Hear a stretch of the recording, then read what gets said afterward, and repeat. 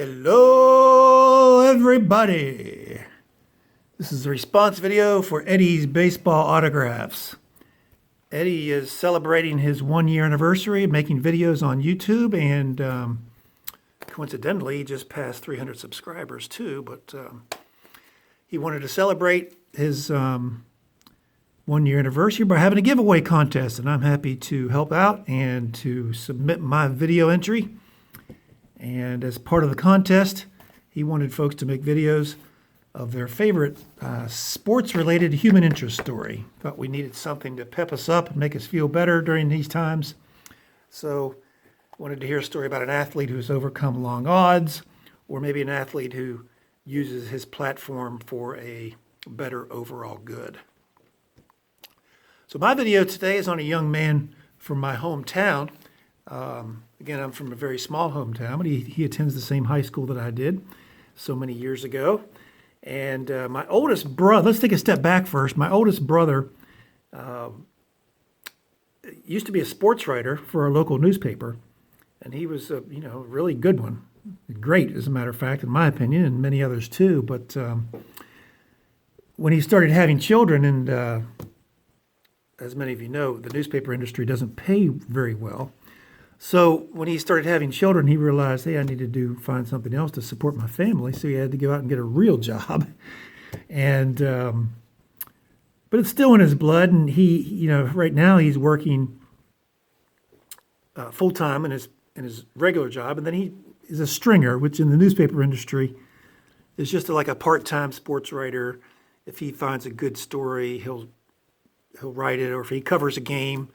Usually for the West Virginia University basketball team or football team, he'll write a story about it and submit it to the website. So he did the story on a local athlete near where I grew up. Oh, I'll put a link down below. It's called Lead News, L-E-D-E News.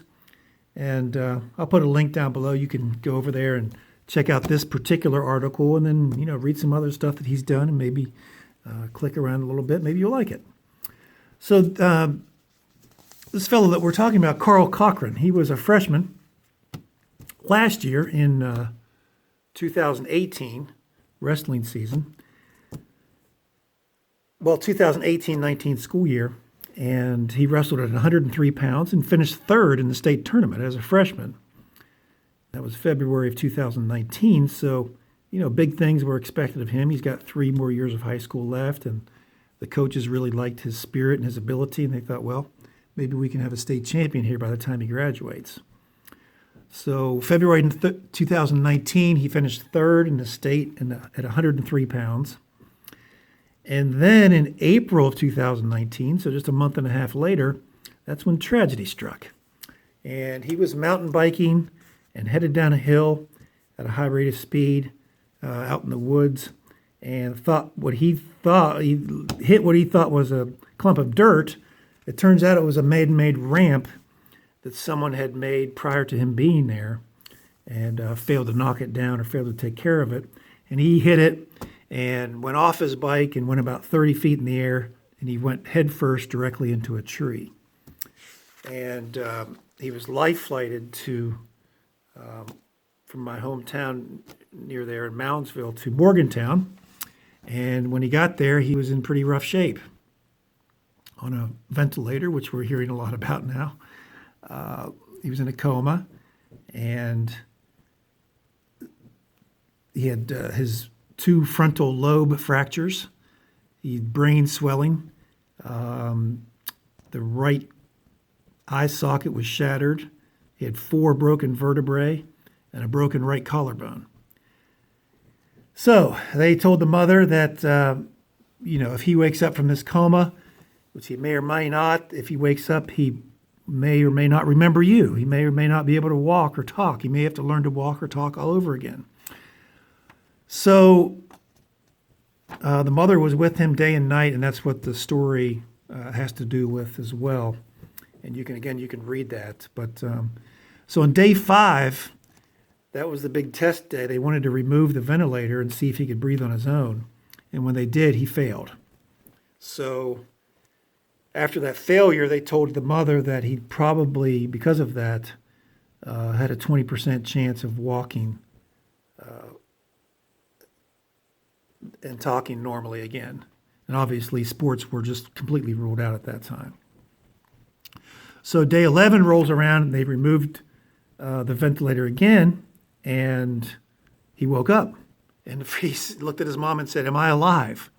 And then he said, "Are you alive?" And of course, she told him he was and that she was. And but something happened between day 11 and day 12 because they took him off the ventilator on day 11. Day 12, he actually got out of bed and took a few steps. And day 13, he walked all the way down the hallway in the hospital. Day 14, he walked to his car and was driven to rehab to start his rehab process. So that's the end of April 2019. By August, when practice starts, he was rehabbed enough. There's a picture of him, he and his mom in the hospital. And he was able to start practicing with the team, believe it or not. Now, he is blind in his right eye, as you may be able to see a little bit here. He lost vision in that eye. And as a wrestler, that's pretty bad. You need to be able to see your opponent from all angles. But he rejoined the team. He went up a weight class. He weighs in the 113 weight class now. And he finished the year at 32-7 overall. And he finished 5th in the state in this new weight class, 113 pounds. But, for just having been in a coma in April and then to finish 5th in the state 10 months later, it's pretty incredible. So they're expecting big things from him his final 2 years of high school. And then here's a picture of Carl at the prom in his suit, his vest and tie and everything. So that's my story, Carl Cochran. Again, I'll have the link down below. You can read my brother's story if you want to, and then you can surf around on his site, see if you might find some other stories that he's written of interest to you. But I appreciate Eddy. I'll have a link down to Eddy's channel too. You guys are already subbed to him. If you haven't, please do. Give him a sub. Put him well over 300. He does a great job with his channel. Big baseball fan.